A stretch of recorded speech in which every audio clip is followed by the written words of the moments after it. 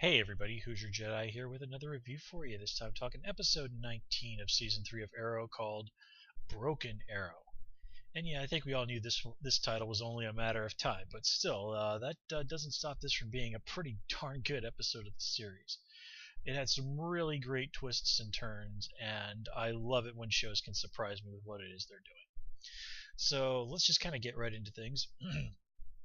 So this episode, we actually have Doug Jones as a guest star. He's probably best known for being the guy in the Abe Sapien suit in the Hellboy movies, and not the voice of Abe Sapien. That was David Hyde Pierce. But Jones has done a lot of CGI creature work. If you ever saw the fan made Fallout 3 thing, I'm sorry, Fallout New Vegas thing, Nuka Break, he played the mayor in that, and he's done other things around. But anyway, he's basically just another guy with a nice bit of a nice geek resume that Arrow was able to get on the show. He's playing the villain Deathbolt, who I don't really know terribly well from the comics. In fact, I don't really know the character at all. I sort of vaguely know what he looks like, and that's about it. Um, and I gotta say, it's a nice. He does turn in a nice performance. He knows how to come across as being menacing, and he definitely gives Ray quite the run for his money, which is really nice. And he introduces kind of a big fat question mark into the Arrow universe and Arrow and Flash universe, I suppose, with, hey, how in the world did this guy turn into a metahuman if he wasn't in Central City when the particle accelerator explosion? In fact, they even said that he was actually in Opal City, which I got to tell you guys, I about fell out of my chair when I heard that one because I was so happy. You see, in the comics, Opal City is the home of Starman. And back in the 90s, there was a Starman series written by James Robinson, and most of the artwork handled by Tony Harris.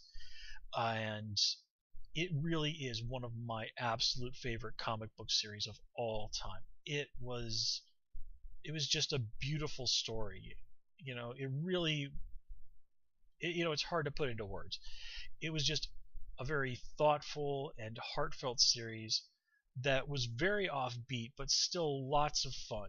Something that really managed to take the idea of the superhero who is a legacy character and really do a lot of interesting things with it. And I just can't say enough good things about the series. I literally had a Starman poster on my wall back when I was in high school. I mean, I pestered the guy at the comic book shop to sell it to me for weeks, and I was just absolutely overjoyed when I got that. I was thrilled when I got the inker from Starman to sign it. I never did get Tony Harris or James Robinson to sign it, but like Wade Von Grauber, the inker on Starman, it's got his signature on it. So yeah, just there being a nod to Starman in this is something that I've just been wanting from the show basically since day one, and now I got it, and I am such a happy Starman fan. Anyway, so let's kind of get right into what's going on with the other characters on this show, and let's sort of start and we're just trying to start with the side guys and work our way up. This episode, we get to see Quentin just being an enormous asshole. I mean, yes, he's got good reasons to be pissed off at Oliver, but here he's just like, I'm gonna nail Oliver Queen's ass to the wall and make him suffer for, not telling me the truth about my daughter. And it gets so bad that even Laurel full on turns on him and basically kind of chooses Oliver's side, and even the other cops have to step in and say like, Quentin, you are out of line. And man, give it to Paul Blackthorne. He is just going both barrels with Quentin in this episode. I mean, he's holding nothing back, turning in one of really the best Quentin performances we've ever seen, I think, out of him. And Quentin's had more than his share of good moments. But it's interesting that you can take a guy who normally is generally a pretty sympathetic or at least understandable guy, and to have taken it this far where we're just like, wow, Quentin, you're a bastard. I mean, man, writing and acting working hand in hand. Good stuff. Let's see, what else? Nothing huge to say about Dig this episode, but I really did like that moment where he kind of gets in Oliver's face and he's like, Oliver, you got to stand down. You got to be patient. You got to think this through, or you are screwed. And even when Oliver's like, Dig, get the hell out of my way, or I'm gonna beat your ass, Dig doesn't flinch. And that's what Dig is great about. He's there to be the loving big brother who's gonna tell it to you straight, and is gonna tell you what you need to hear and not what you want to hear. And man, Oliver, you are damn lucky you got that guy on your side. And so is Roy, actually. But we'll talk a bit more about that in a moment. Yeah, before I go on, I don't have anything really particular to say about the Hong Kong flashbacks. This season, the flashbacks feel, well, I don't want to say more tedious than usual, because normally I think the flashbacks are usually at least okay. But yeah, I'm getting a little tired of this stuff in Hong Kong in the past. It's like, just whatever happens, happen. Kill off Akio, so we can kind of deal with the whole thing with Masao and Tatsu in the present day. Let me see here. Yeah. So this episode also is kind of Ray. Now that's sort of mentioned that Ray's been buzzing around the city a bit before. Quentin even sort of said that. It doesn't sound like he's been fighting crime though. It sort of sounds like he's just sort of been flying around, getting the hang of stuff, and people have seen him and thought like, oh, there's another costumed crazy running around the town. Now here we get to see Ray go out and really, well, since this is episode before yesterday's episode of The Flash, this is actually his real debut as a superhero. Or was it the other way around? Like The Flash came first? No, I'm pretty sure this episode happened before the episode of The Flash. But anyway, so this is Ray kind of going out there trying to be a real superhero for the first time. When he handles it on his own, of course he gets his ass kicked. And I love that thing when Oliver is helping him out. And Ray says to him, like, I hoped you played a lot of video games as a kid or something along those lines. And I definitely loved Oliver's sort of gritting his teeth. Okay, I need this guy's help. I can't punch him in the nose no matter how much I want to reaction. And, he does make a very good point. Ray's a good guy, but Ray's a guy who's depending on his crutch to get him through. He does not really have any skills beyond his technological abilities to get him through. Basically, Ray's a one-trick pony. Now, he's a good guy, he's a brave guy, and as was pointed out, he jumped in there and tried and saved the mayor's life with no thought of his own. So he's got the heart to be a hero. He just doesn't have any really useful skills beyond being an amazing tech genius. And well, I mean, just to sort of look at Iron Man as a counterpart. Yeah, Iron Man is very similar, but it's been shown for many, many years in the comics that, for example, Tony Stark has been training himself outside of the Iron Man suit to be able to handle things. Like he's spent a lot of time sparring with Steve Rogers. So even without the Iron Man armor, Tony Stark is a pretty formidable guy in a fight. And that's the road that Ray needs to head down. Oliver says, you have to think of the technology as a tool. It's you that should be the weapon. Or, well, he kind of makes that comparison about himself. But anyway. Let's see. So Felicity this episode, man, Mama Smoke sees things very clearly when it comes to her daughter sometimes. Like she said, like, you're in love with Oliver. And, Felicity going out there and giving Oliver that you need to be patient speech. And that whole thing when they're saying goodbye to Roy, and Felicity almost slips up and sort of almost says that she's in love with Oliver. And what's really sad is you have to, if you pay attention to Ray in the background, he's just kind of chilling back, knowing that this is a Team Arrow moment. But he catches that. You see it. There's even a little cut to him. And then when he talks to Felicity later, he's like, yeah, me saying I love you, that was just being sort of hepped up on, I'm glad to be alive, and there's little machines flowing in my brain. Well, Ray's lying there. He genuinely is in love with Felicity, but he understands now that she's not in love with him. She cares for him. She probably even does love him to a degree, but she is not in love with him. She is in love with Oliver. And, yeah, well, I'm trying to think of a good metaphor or simile or whatever here, but I'm drawing a blank. But yeah, Felicity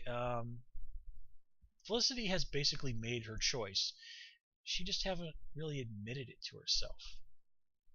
And Ray is another example of what she said with Barry. The two of them are perfect together on paper, but in reality, it's Oliver she wants to be with. It's like the old saying, the heart wants what the heart wants. It doesn't always make sense. In fact, it usually doesn't. That's just kind of how love is. I can personally attest to that. But yeah, c'est la vie, huh? Anyway, so this episode is, of course, also seriously important in what's going on with Roy. It's been confirmed that Colton Hayes, while he is no longer going to be a regular on the show, he's still going to come back as a guest star from time to time. They've said that they're looking at maybe having him guest star on The Flash, probably have him guest star on the new spinoff at some point. And it's even been confirmed, I think, that he's going to pop back up one more time later this season. So, yeah, this is just kind of going on because apparently Colton Hayes' film career is really starting to take off. He's apparently doing something with The Rock pretty soon. Stephen Amell, of course, is doing the Teenage Mutant Ninja Turtles movie. Make of that what you will, but I certainly am not going to begrudge anybody from Arrow looking out for their own career's best interests. I mean, that's just the way Hollywood works. So, anyway, I am glad kind of they are doing this, because you just can't let things get too easy for Oliver. You can't have anybody else, I think. It was very difficult to do this sort of show when there are other people who are pretty close to Oliver's caliber on Oliver's side, because it's in like, well, why don't we just send that person to fight Deathstroke or whatever? You have to kind of keep things where Oliver, I mean, at the end of the day, Arrow is Oliver's show. It's Oliver Queen's story. So he always is going to have to be the focal point around which everything rotates. And again, it kind of goes back to why Sarah had to die this season. Everything that's going on here in town, well, Oliver wouldn't really be in this situation, or wouldn't be having as much trouble if he did, as he is, if Sarah were around to help him. And Roy's getting better all the time. I mean, he and Laurel working together were able to beat Nyssa. So Roy's coming along really well, and it wouldn't probably be all that long before he'd be pretty darn close to Sarah's caliber, or at least, pretty respectable. And then, again, throwing stuff at Oliver and the rest of the gang would be a credible threat to them just gets that much harder.